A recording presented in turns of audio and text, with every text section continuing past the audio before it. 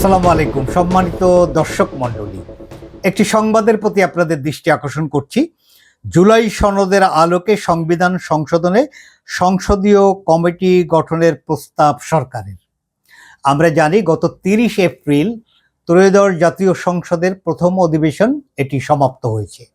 ঠিক তার পূর্বের দিন 29 এপ্রিল সরকারি দলের পক্ষ থেকে আইনমন্ত্রী জুলাই সনদের আলোকে সংবিধান সংশোধনের জন্য একটি বিশেষ সংসদীয় কমিটি গঠনের জন্য তিনি আনুষ্ঠানিকভাবে প্রস্তাব উত্থাপন করেন জাতীয় সংসদে, যেখানে তিনি উল্লেখ করেন যে ইতিপূর্বে স্বরাষ্ট্রমন্ত্রী এবং তিনি নিজে অর্থাৎ আইনমন্ত্রী সংবিধান সংশোধনী আনার জন্য একটি বিশেষ কমিটি গঠনের প্রস্তাব দিয়েছিলেন এবং সেখানে আইনমন্ত্রী উল্লেখ করেন যে সরকারি দলের পক্ষ থেকে 12 সদস্যের একটি তালিকা ইতিমধ্যে প্রস্তুত করা হয়েছে, যেখানে বিএনপির পক্ষ থেকে 7 জন সদস্য থাকবেন। এছাড়া গণ অধিকার পরিষদ অর্থাৎ ভিপি নূরের রাজনৈতিক দল, গণসংহতি যেটি জুনাইদ সাকির রাজনৈতিক দল, বাংলাদেশ জাতীয় পার্টি বিজেপি যেটি আন্দালিব রহমান পার্থের রাজনৈতিক দল এবং স্বতন্ত্র সংসদ সদস্য, এরা মিলে থাকবেন 5 জন, অর্থাৎ বিএনপির 7 জন এবং এই যে 3টি রাজনৈতিক দল এবং স্বতন্ত্র সংসদ সদস্য মিলে আর 5 জন, মোট 12 জনের নাম ইতিমধ্যে প্রস্তুত করা হয়েছে। সংসদে বর্তমানে যারা বিরোধী দল জামাতের নেতৃত্বাধীন যে জোট, তাদের কাছ থেকে আরও 5টি নাম চেয়ে আইনমন্ত্রী প্রস্তাব উত্থাপন করেন এবং তিনি স্পষ্টত উল্লেখ করেন যে মোট 17 সদস্য বিশিষ্ট কমিটি হবে। বিরোধী দল যদি আজকেই এই বিষয়ে 5টি নাম দিতে পারেন তাহলে এই কমিটি গঠনের প্রক্রিয়া সুসম্পন্ন করে জুলাই জাতীয় সনদ, সেই রাজনৈতিক সমঝোতার দলিল, সেটি সংবিধানে কিভাবে সংযুক্ত করা যায় সেজন্য গঠিত বিশেষ কমিটি তারা আলাপ আলোচনা শুরু করে নিশ্চয়ই একটি যৌক্তিক সমাধানে আসতে পারবেন। এই প্রক্রিয়া ত্বরান্বিত করার জন্য এই 17 সদস্য বিশিষ্ট কমিটি দ্রুত তৈরি করা দরকার এবং সেই জন্য তিনি বলেন আজকে না হলো অন্তত আগামীকাল অর্থাৎ বৃহস্পতিবার 30 এপ্রিলের মধ্যে তিনি বিরোধী দলের কাছে এই সংবিধান সংশোধন বিষয়ক বিশেষ কমিটি গঠনের প্রক্রিয়া এগিয়ে নিয়ে যাওয়ার জন্য তিনি নাম চান। আইনমন্ত্রীর এই প্রস্তাবের পরে সংসদে তখন চেয়ারে ছিলেন deputy speaker barrister Kaiser Kamal. তিনি বিরোধী দলের নেতাকে আহ্বান করেন যে আইনমন্ত্রীর প্রস্তাব তিনি ক্লারিফাই করে তিনি বলেন যে আপনারা যদি 5 জনের নাম সিলেক্ট করে আজকে অথবা কালকে দিতে পারেন তাহলে আমরা কমিটি গঠনের প্রক্রিয়া সুসম্পন্ন করে এই বিষয়টি এগিয়ে নিয়ে যেতে পারি। এই আইনমন্ত্রীর প্রস্তাব এবং স্পিকারের অর্থাৎ সভাপতির ব্যাখ্যার পরে সংসদে বিরোধী দলের নেতা এই বিষয়ে তার বক্তব্যে তিনি যেটি বলেন, তিনি উল্লেখ করেন যে প্রধানমন্ত্রী ইতিমধ্যে চিফ হুইপকে তার কাছে আনুষ্ঠানিকভাবে পাঠিয়েছিলেন এবং এই প্রস্তাব তিনি আগেই পেয়েছেন। সেজন্য তিনি প্রধানমন্ত্রীকে ধন্যবাদ জানান এবং তিনি বলেন চিফ হুইপকে আমি বলেছি আমাদের নিজেদের মধ্যে আলোচনার বিষয় রয়েছে, ধারণাগত পার্থক্য আছে, আমরা এখনই কোনো মতামত দিতে পারছি না, আমরা পরে জানাবো, আজ হয়তো সেটা সম্ভব হবে না। এই আজ হয়তো সেটা সম্ভব হবে না এটি বলছেন তিনি 29 এপ্রিল। তখন আইনমন্ত্রী আবারও তাকে বললেন এটি যদি আজকে কোনো কারণে সম্ভব নাও হয় তাহলে আগামীকাল এর মধ্যেও যদি আপনারা এই নাম 5টি দিতে পারেন তাহলে আমরা আগামীকালও এই কমিটি গঠন প্রক্রিয়াটি সম্পন্ন করতে পারি। জবাবে ডক্টর শফিকুর রহমান বিরোধী দলের নেতা তিনি বলেন আমরা সংবিধান রিফর্ম চাই অর্থাৎ সংস্কার চাই, আর সরকারি দলের পক্ষ থেকে প্রস্তাব হলো সংবিধান অ্যামেন্ডমেন্ট করা অর্থাৎ সংশোধনী করা। আমাদের প্রায়শই সংসদ সদস্যরা বলেন, সেটি সরকারি দলের লোকেরাও বলেন বিরোধী দলের বলেন যে সংসদ পরিচালনায় 1 মিনিটে কত টাকা খরচ হয়, এ নিয়ে নানা ধরনের নানা মত আছে, তবে টাকার পরিমাণটা যে অনেক বেশি সেটি নিশ্চয়ই আমরা একমত। টিআইবি একরকম বলে, অন্যান্য যারা আছেন সাংবাদিকরা যারা সংসদ নিয়ে গবেষণাধর্মী কাজ করেন তারা বলেন যে সংসদ পরিচালনায় কত টাকা খরচ হয় মিনিটে। আমরা এটা জানার পরেও একটা শব্দ রিফর্ম আর একটা শব্দ অ্যামেন্ডমেন্ট, এই দুটো শব্দ নিয়ে আর কতকাল বিতর্ক করব। আমরা জানি 31 মার্চ প্রথম স্বরাষ্ট্রমন্ত্রী এই প্রস্তাব দিয়েছিলেন যে সংবিধান এই জুলাই জাতীয় সনদের আলোকে সংবিধান সংশোধনে একটা সংসদীয় বিশেষ কমিটি গঠন করা যায়। তখন একটি বাহুল্য বিতর্কও তৈরি করা হয়েছিল যে আইনমন্ত্রী থাকতে স্বরাষ্ট্রমন্ত্রী এই কথা বলার কে। আমরা এটি নিশ্চয়ই জানি যে জাতীয় ঐক্যমত্য কমিশনে এই জুলাই জাতীয় সনদ এই প্রস্তুতির কাজে বিএনপির পক্ষ থেকে এটির নেতৃত্ব দিয়েছিলেন জনাব সালাউদ্দিন আহমেদ, যিনি এখন স্বরাষ্ট্র মন্ত্রণালয়ের দায়িত্বে।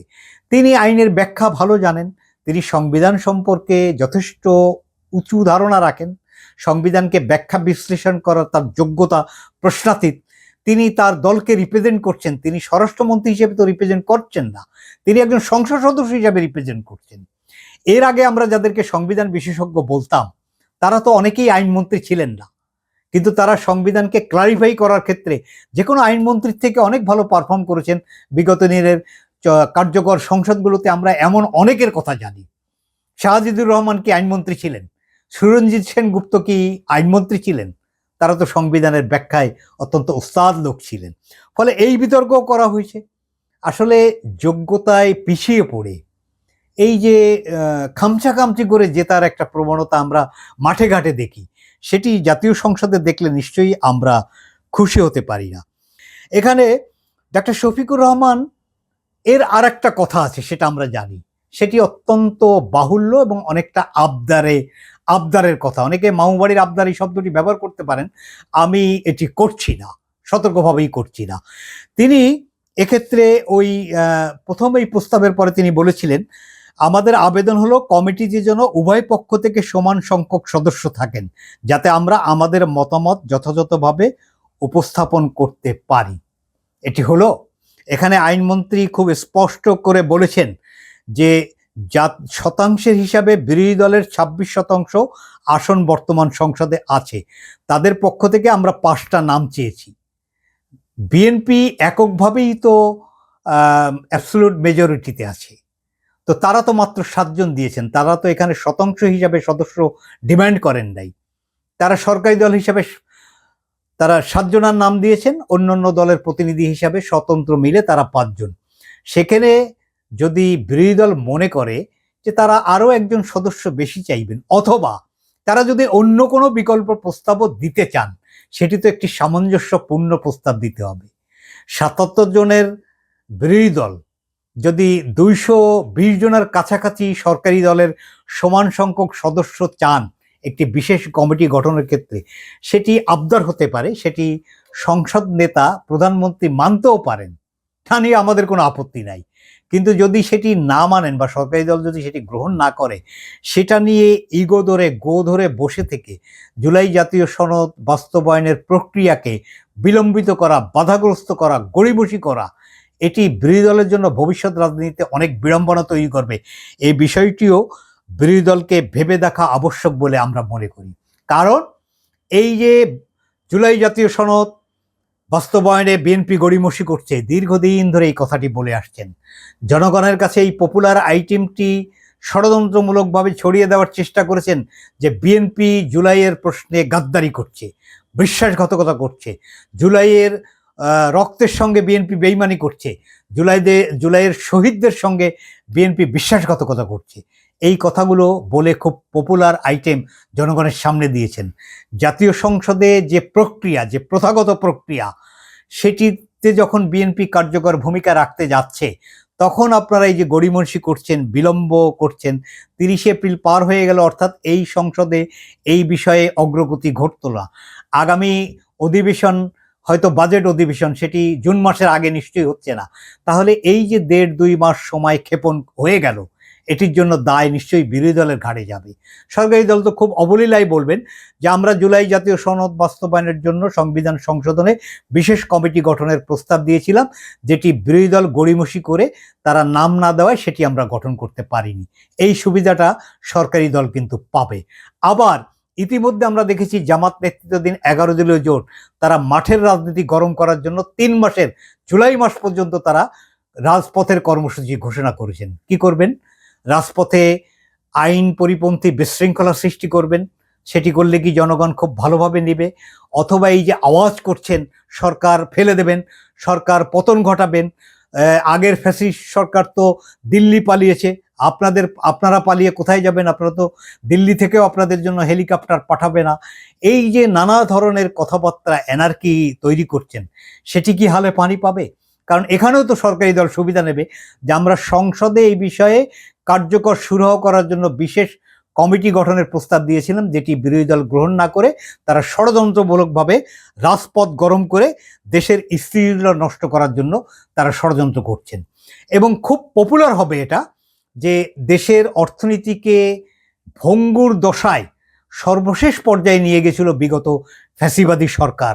অর্থনীতিতে কি বিরূপ পরিস্থিতি বিরাজমান এটি নিশ্চয়ই দেশের মানুষ জানে। মধ্যপ্রাচ্যে ইরানের পরে ইসরায়েল এবং মার্কিন যুক্তরাষ্ট্রের চাপিয়ে দেওয়া অন্যায্য যুদ্ধ, তার ফলে জ্বালানি সংকট বিশ্বব্যাপী যে বিরূপ পরিস্থিতি তৈরি করছে, তার প্রভাবও বাংলাদেশে পড়েছে।